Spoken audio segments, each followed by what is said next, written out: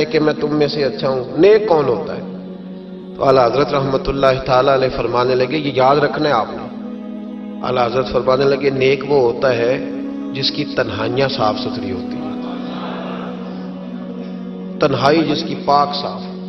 لوگوں کے سامنے تو سارے نیک ہوتے ہیں، میں یہاں آیا ہوں تو میں نے کپڑے بدلے ہیں، وضو کیا ہے، دستار باندھی ہے، خوشبو لگائی ہے، لیکن مزہ تو تب ہے نا کہ جب میں صبح اٹھوں فجر کی نماز کے لیے، صبح فجر کے لیے جب میں اٹھوں تو پھر بھی میں یہ دیکھوں کہ اب میں اللہ کی بارگاہ میں جانے لگا ہوا، مجھے پھٹا لباس پہن کے نہیں جانا چاہیے۔ اب میں کئی دوستوں سے پوچھ لیتا ہوں، ملنے آتے ہیں تو میں پوچھتا ہوں مسجد کی ٹوپی پہن کے ولیمے پہ بھی جاتے ہو؟ بارات کے ساتھ بھی جاتے ہو؟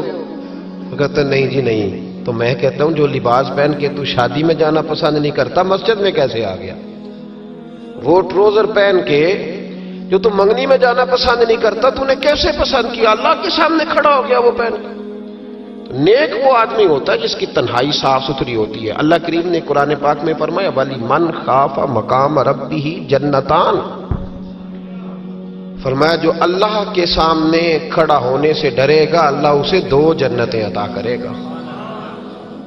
بندوں کے سامنے لوگ ڈرتے ہیں، بندوں کے سامنے بڑا ہی ڈرتے ہیں، بڑا ڈرتے ہیں لوگ، برادریوں سے ڈر رہے ہیں، قبیلوں سے ڈر رہے ہیں، اپنے اپنے رسم و رواج سے ڈر رہے ہیں، کچھ بچی کے سسرال والوں سے ڈر رہے ہیں، کچھ بچے کے سسرال والوں سے ڈر رہے ہیں، کچھ لوگ ایسے ہیں جو ماں باپ ہو کے، ملا رومی کہتے ہیں ماں باپ ہے پر اولاد سے ڈرتے ہیں کہ بیٹا کیا کہے گا، بیٹی کیا کہے گی۔ کچھ ایسے اساتذہ ہیں جو کچھ ایسے جملے زبان سے ادا نہیں کرتے کہ شاگرد کہیں کہیں گے کہ استاد کیا کر رہا ہے، اور کچھ ایسے پیر بھی ہیں جو مریدوں سے ڈرتے ہیں کہ بگڑ گئے تو پھر آستانہ کیسے چلے گا۔ ڈر رہی ہے دنیا، ڈر رہی ہے، سب سے ڈرتے ہیں۔ سن لو میرے نبی پاک علیہ السلام نے فرمایا، یہ مصطفیٰ کریم کے جملے ہیں، یہ حضور کے لفظ ہیں، یہ محبوب نے ہمیں مفہوم سمجھایا ہے، اس کو سمجھ لو۔ حضور علیہ السلام نے فرمایا جو اللہ سے نہیں نہ ڈرے گا پھر وہ ہر ایک سے ڈرے گا۔ تو نہ ڈر اللہ سے، پھر تو ڈرتا ہے، تو جتنا مرضی بڑا کوٹ پہن لے، تو جتنی مرضی بڑی گاڑی میں گھوم، تو جتنی مرضی اونچی سیٹ رکھ کے، اونچی کرسی رکھ کے کوٹھی بنا لے، لیکن اگر تو اللہ سے نہیں ڈرتا تو پھر تو ہر بندے سے ڈرے گا۔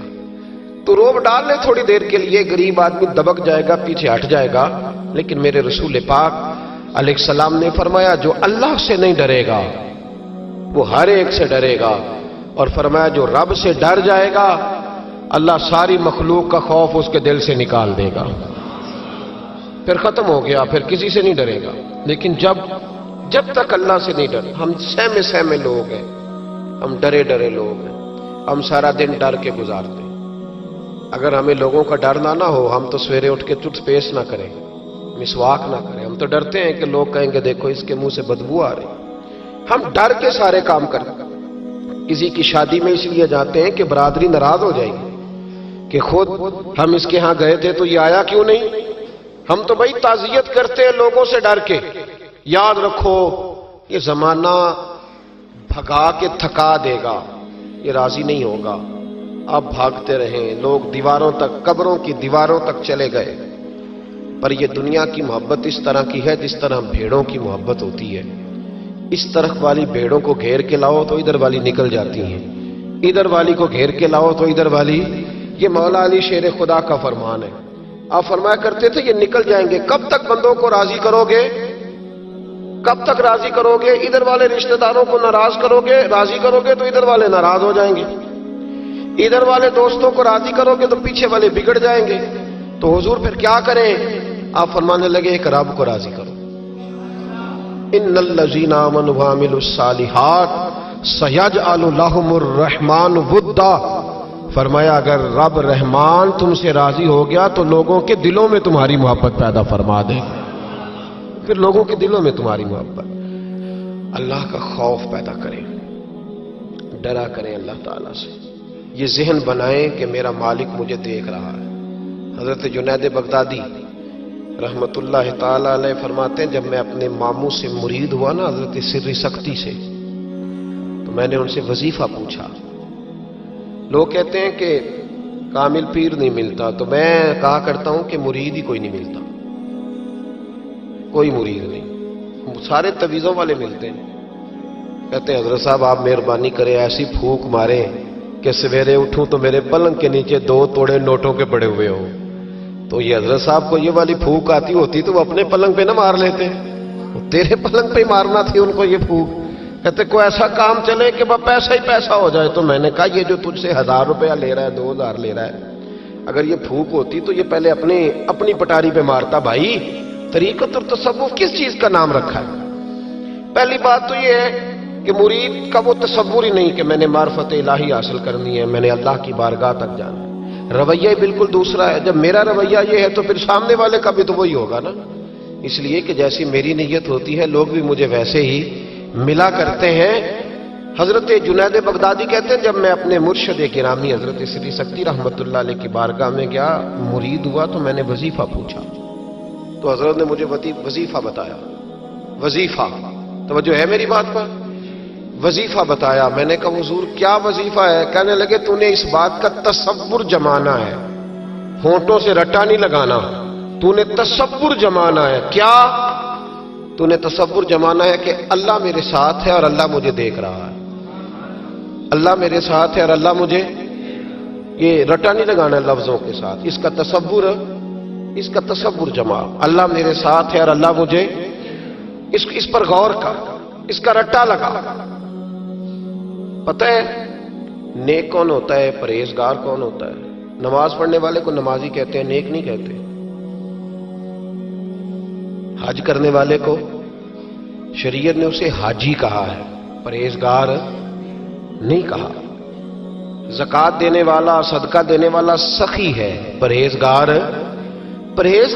کس کو کہتے ہیں؟ متقی کس کو کہتے ہیں؟ جو گناہ سے بچتا ہے، جو اللہ سے ڈرتا ہے، جو محتاط زندگی گزارتا ہے، جو بے تکے جملے نہیں بولتا، جو بے تکی سوچے نہیں سوچتا، جو فضول سوالات نہیں کرتا، جو مبہم زندگی نہیں گزارتا، جو اپنے وقت کو ضائع نہیں کرتا، جو کبھی بھی اس رستے پہ نہیں پڑتا جس رستے پہ اسے کوئی کام نہ ہو، جو بڑھ بڑھ کے آگے اپنا آپ دکھاتا نہیں، جو ہر روز بھاگ کے اس طرف نہیں ہوتا کہ کوئی مجھے بھی جاننے لگ جائے، کوئی مجھے بھی سمجھنے لگ جائے، وہ متقی نہیں۔ متقی تو وہ ہے جو گناہ سے بچے، اللہ سے ڈرے۔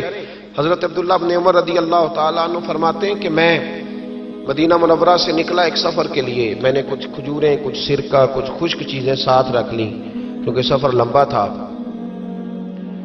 فرماتے ہیں کہ میں ابھی کچھ فاصلہ میں نے مدینے کا طے کیا تو ایک صحرا آیا، دوپہر کا وقت ہو گیا تو میں کھانا کھانے لگا۔ رمضان کا مہینہ نہیں تھا، محرم سفر کے ایام چل رہے تھے۔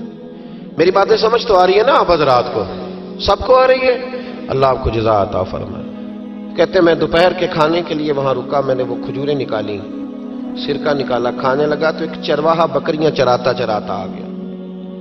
وہ نوجوان تھا، اس کے چہرے پر میں نے بڑی روشنی دیکھی، غریب آدمی تھا، بکریاں چراتا تھا۔ ہم لوگ بھی جب کھانا کھانے بیٹھتے ہیں تو کوئی آ جاتا ہے تو اس کو دعوت دیتے ہیں، بھئی آ جا تو بھی کھانا کھا لے۔ کہتے ہیں میں نے اسے کہا کہ میاں آ جا روٹی کھا لو، کہنے لگا نہیں اللہ آپ کو جزا دے، میرا دل چاہتا تھا کہ کوئی میرے ساتھ کھا لے۔ اللہ کے بندوں کی خواہش ہوتی ہے نا کوئی مہمان مل جائے۔ فرماتے میں نے دوبارہ کہا بھئی آ جاؤ کھا لو، کہنے لگا نہیں حضور اللہ آپ کو جزا دے۔ میں نے دوبارہ تیسری دفعہ اصرار کیا، میاں تھوڑی سی کھا لے، کہنے لگا حضور اصرار نہ کریں، میں نے روزہ رکھا ہوا ہے۔ آج مزدور جو ہے نا ان سب نے رٹا لگا کے یہ سبق یاد کیا ہے کہ میں چونکہ محنت کرتا ہوں تو میں نہ بھی رکھوں تو خیر ہے۔ رمضان کے روزے بھی مزدور چھوڑ دیتے ہیں۔ اللہ کسی شخص پر وہ بوجھ نہیں ڈالتا جو وہ اٹھا نہ سکے۔ رب بندوں سے پیار کرتے، اسے پتا تھا انہوں نے مزدوریاں کرنی ہیں۔ مزدور روزہ رکھ کے دیکھے، وہ دیکھے اسے کچھ بھی نہیں ہوگا۔ حضور نے تو کہا صوم تصحو، تم روزہ رکھو اللہ تمہاری صحت میں اضافہ کر دے گا، یہ تو تندرستی والا کام ہے۔ کہنے لگا حضور روزہ رکھا ہوا ہے۔ تو حضرت عبداللہ ابن عمر رضی اللہ تعالیٰ عنہ کہتے ہیں میرے دل میں خیال آیا پتہ کروں کہ صرف روزے دار ہے کہ نیک بھی ہے، صرف روزے دار ہے کہ نیک بھی ہے، صرف نمازی ہے کہ نیک بھی ہے، صرف حاجی ہے کہ اللہ سے بھی ڈرتا ہے۔